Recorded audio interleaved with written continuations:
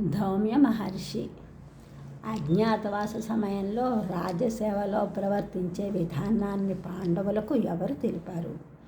ధౌమ్య మహర్షి అజ్ఞాతవాస సమయంలో పాండవులు వారి సామంతరాజైన విరటుని కొలువులో అజ్ఞాతంగా అనగా పాండవులు అని తెలియకుండా ధర్మరాజు కంకుభట్టుగా, భీముడు వంటవాడు వలలుడుగా, అర్జునుడు బృహన్నల నాట్యాచార్యుడిగా, నకులుడు దామగ్రంథి, సహదేవుడు తంత్రీపాలుడుగా వ్యవహరించాలని ధౌమ్య మహర్షి తెలియజేశారు.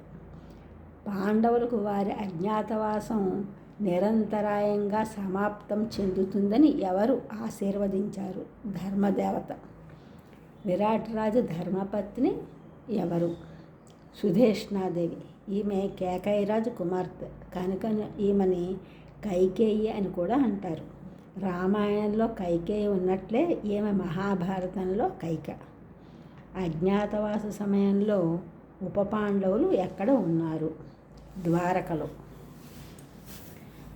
భీమసేనుతో సమాన శక్తి సంపన్నులు ఎవరు? సింహబలుడు, శల్యుడు, బలదేవుడు. సాగర తీరంలో 6,000 మంది దైత్యులను అర్జునుడు జయించగా దేవేంద్రుడు ఇచ్చిన బహుమతులు ఏమి? దేవదత్తమనే శంఖము, మాణిక్య కిరీటము. కర్ణునకు అనేక శస్త్రాస్త్ర రహస్యాలను ఉపదేశించిన మహాత్ముడు ఎవరు? పరశురాముడు.